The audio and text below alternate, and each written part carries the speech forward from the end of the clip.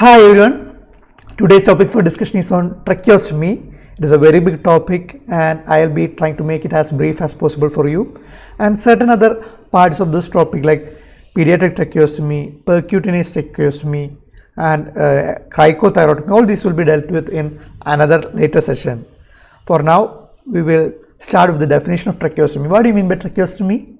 In tracheostomy, what we are doing is we are creating a stoma in the neck, as the name implies. In the skin, an opening is made which gives a connection leading into the tracheal lumen. That is what is meant by tracheostomy. What do you think happens when a tracheostomy is being done? The airway, which usually starts at the nose, is now starting at the level of trachea, right? So if there is any obstruction at the level of airway between the nose and the cervical trachea, and if there is any obstruction at any of these level, it can result in a stridor, right? And this obstruction can be easily bypassed with the help of tracheostomy. So that is a most important function of tracheostomy, that is to bypass any obstruction. We have already learned about the various causes of stridor, right? And yes, obstruction in the airway is the reason for the stridor to occur. Now, what are the various causes of obstruction? It could be congenital, neoplastic, inflammatory, it could be neuromuscular due to BBCP, or it could even be traumatic. Okay, so any of these things which are resulting in stridor and causing upper airway obstruction can be easily bypassed with the help of tracheostomy.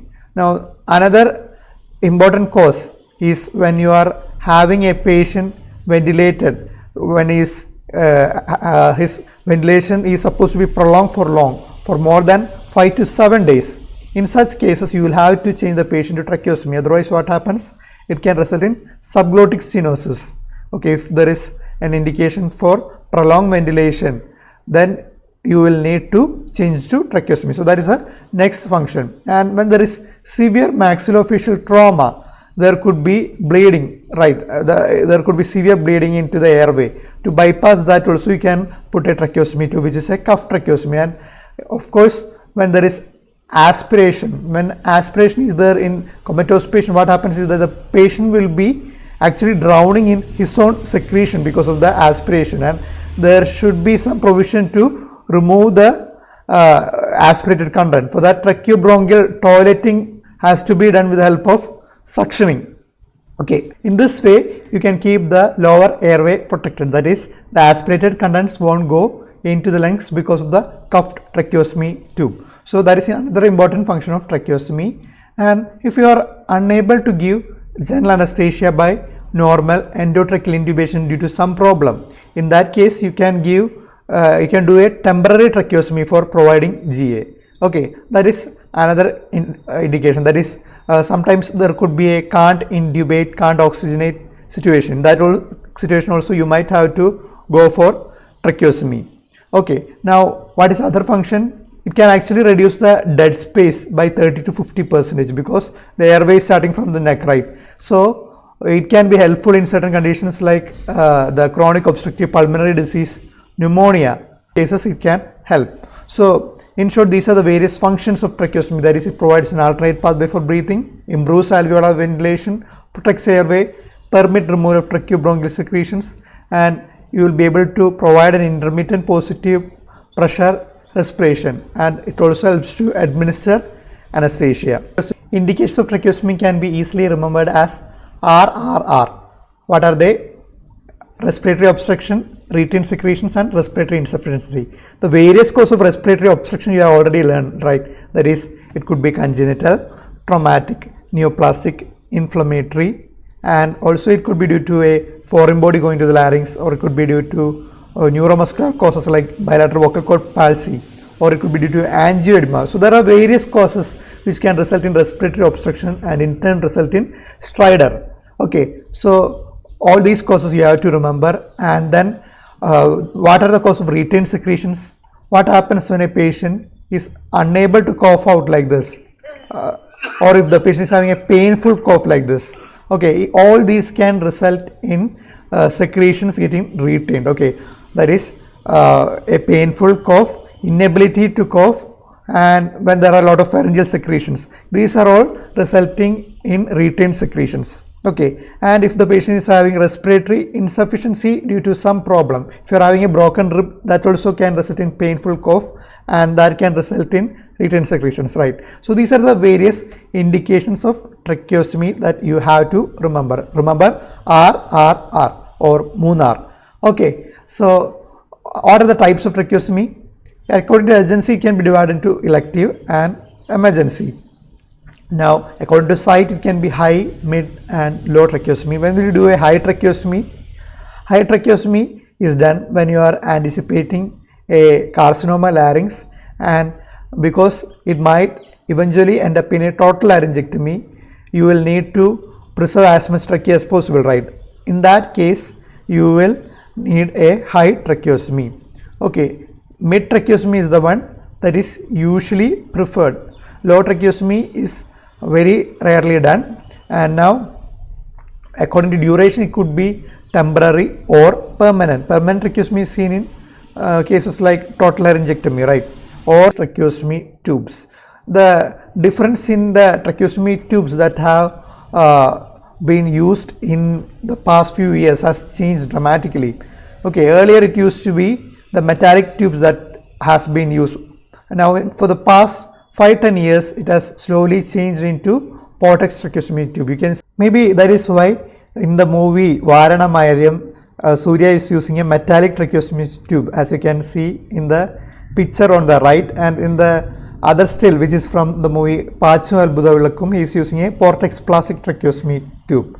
Okay, now what is the advantage of a metallic tracheostomy tube? It is actually very cheap. That is the most important advantage, and it can be easily maintained by cleaning, and everything is easier. But the problem with the metal tube is it can be an irritant. It is having sharp edges which can be irritating to the skin, and it can't be used for radiotherapy when the patient is going, and if the patient needs an MRI, then also you can't put this tube because it is metallic. This is actually made of German silver, which is in tube. It is having an outer tracheostomy tube, inner tracheostomy tube, and an obturator, as you can see here. It helps in easy insertion of the tube, and this is the CJ tube. It was once the most commonly used tracheostomy tube, but nowadays it is now slowly changing into the plastic portex tracheostomy tube.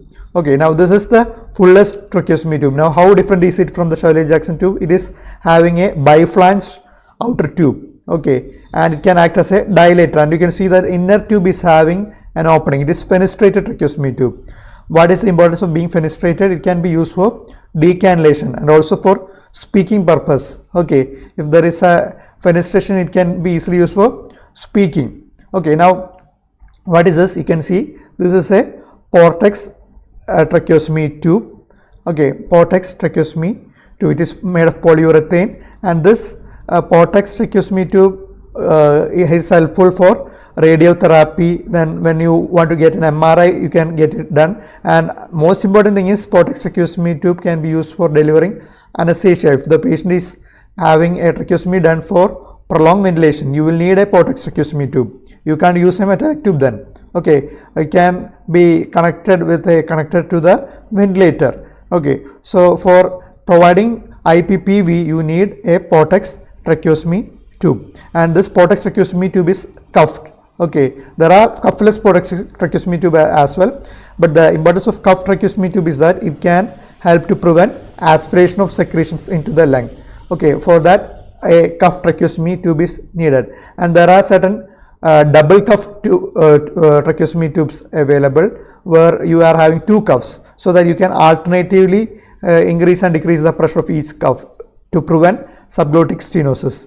Okay, and these all are double lumen tubes. Okay, you can see that there are outer tube as well as inner tube, right? Okay, now what is this? This is a Shiley's tracheostomy tube. Non-cuff Shiley's tracheostomy tube is used for decannulation as well as for the purpose of phonation. So whenever you want a patient to be decannulated, what you do is initially you change the tracheostomy tube from a cuff portex tracheostomy tube to a non-cuff Shiley's tracheostomy tube. Tracheostomy. How is tracheostomy done? First of all, positioning the patient is very important. You know that It is a roses position that is used for positioning the patient. That is, the neck and head will be extended. Why you do so? So that the trachea will be very anterior. Okay, you can easily access the trachea when you dissect out. For that purpose you are doing this. Okay, you are extending the head and neck of the patient, and for that you are keeping a sandbag under the shoulder, and this is what is meant by roses position. This can't be done if the patient is having a cervical fracture or cervical spine injury. When any of these are suspected, you won't be able to give extension. You will have to do tracheostomy in a neutral position itself. Okay, now what is the incision given? It is actually the horizontal incision that is preferred, but you can go for a vertical incision if there is an emergency, because some people actually prefer the vertical incision. They are faster with vertical incision. It can be easily dissected with vertical incision. In such cases you can even go for vertical incision, but it is the horizontal incision that is preferred because of the cosmetic reasons. Okay, and also for decannulation, it is this horizontal incision which closes easier. Okay, now how is tracheostomy done? After putting an incision, what you do next? You will then use an Alice forceps and then spread it out, and then with the help of Langenbach's retractor or any retractor, as you can see here, you can open up, and then with the help of mosquito you can slowly dissect out. You can see this is the Alice forceps that is used for the purpose of this tracheostomy, and you can see the Langenbach's retractor which is used for dissecting, and with a simple mosquito forceps you can dissect.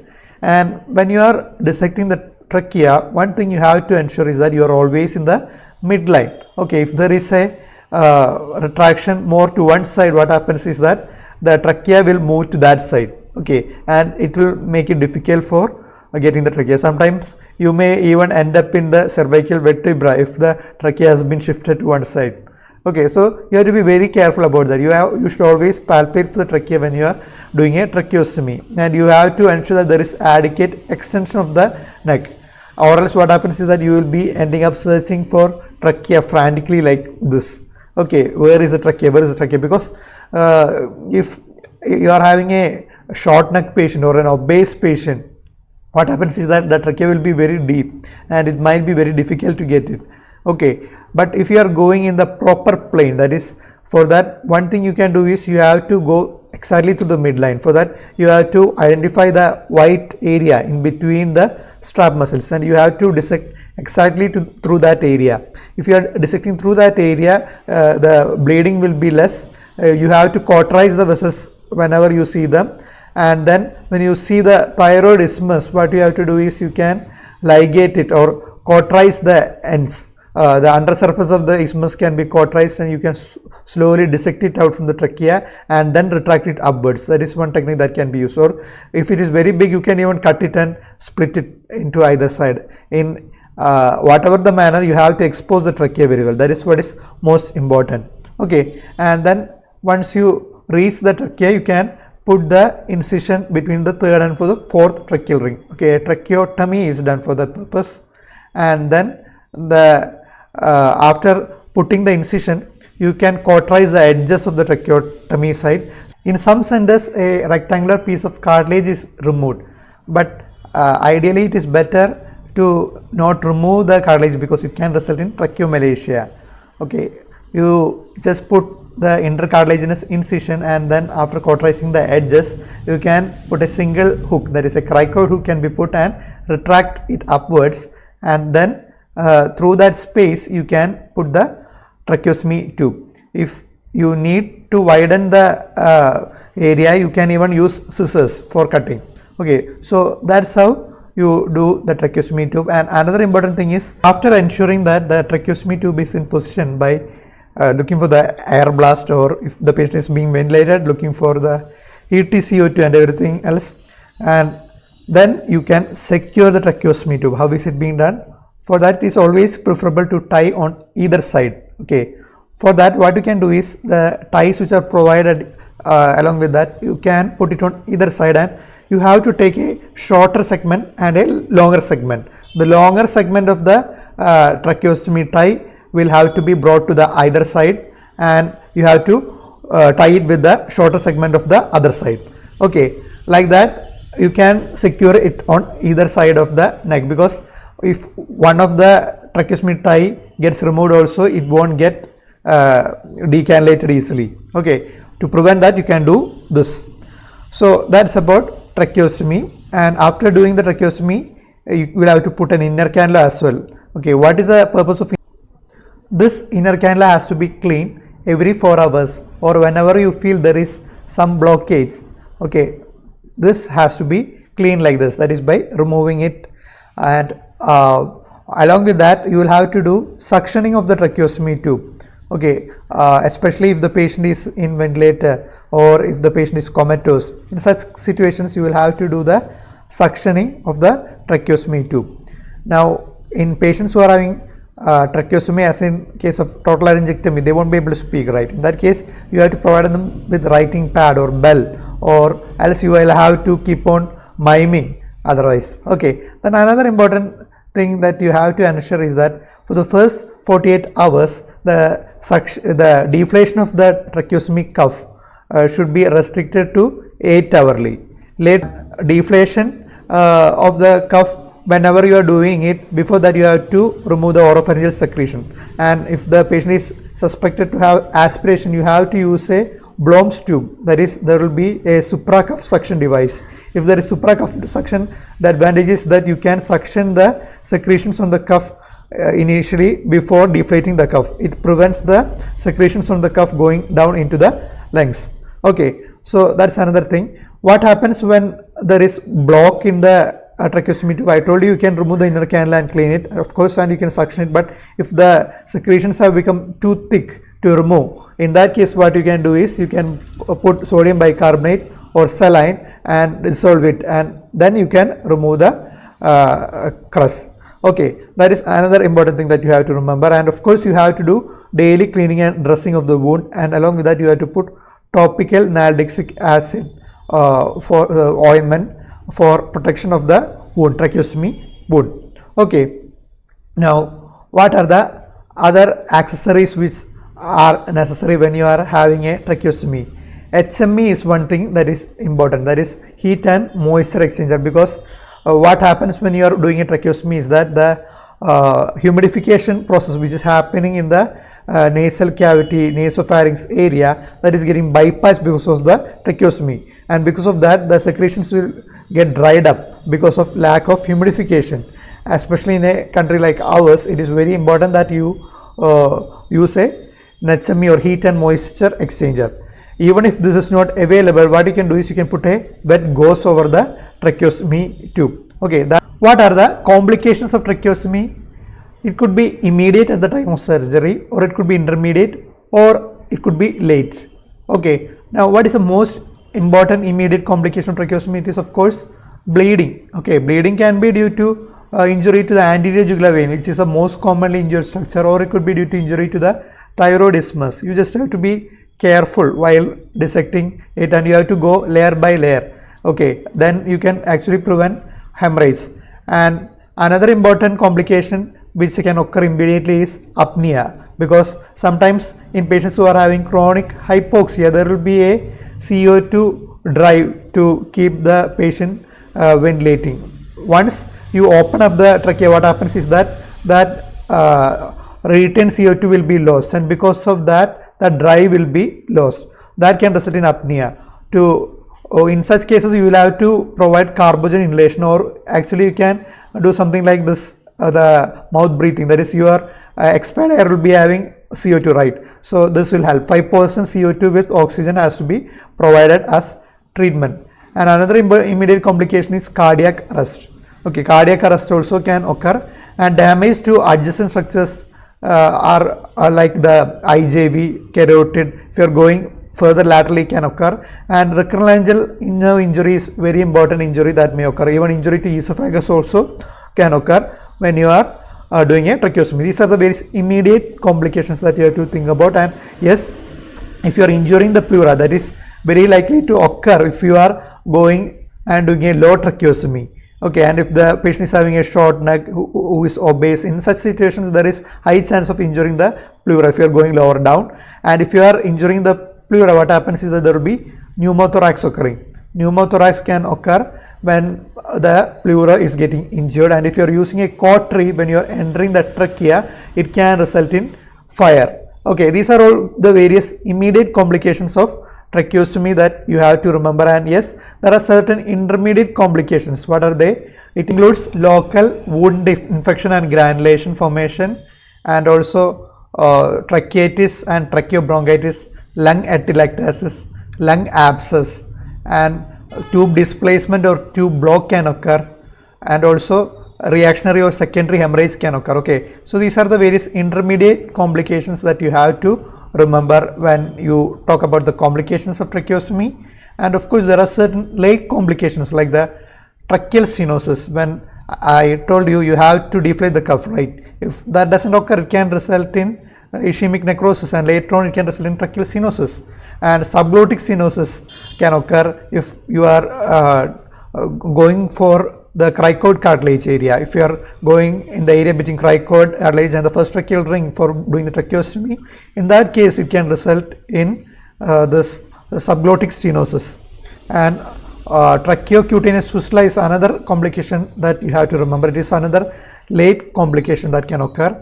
Then tracheoesophageal fistula can occur, innominate artery fistula can occur. These are the various different types of complications that you can have to remember while you think about tracheostomy, and it can be easily remembered by the code A, B, C, D, E and F. A for apnea, B for bleeding, C for cardiac arrest. All these are immediate complications. Of course, bleeding can occur as an intermediate complication as well. Then D for damage to adjacent structures, displacement of the tube. E for edema. Pulmonary edema can occur with tracheostomy. When you are doing a tracheostomy, an immediate complication that you can have is pulmonary edema. Okay, and that is due to the sudden extravasation of the fluid from the fluid into the alveoli because of the change in the P pressure. Okay, and another important complication with E that you have to remember is emphysema. Subcutaneous emphysema is a very common complication after tracheostomy, especially if you are suturing too tightly. Especially when you are putting a vertical incision, you might end up suturing the wound, right? And in that case, if the suturing is too tight, what happens? When the patient coughs, the air that is getting out will collect under the skin, and that can result in subcutaneous emphysema. But if the subcutaneous emphysema is too much, you always have to look for pneumothorax, because when there is injury to pleura, air can get collected around the lung, then that can get into the neck, and that can result in subcutaneous emphysema. In such a situation, you will have to take a chest X-ray to confirm the finding.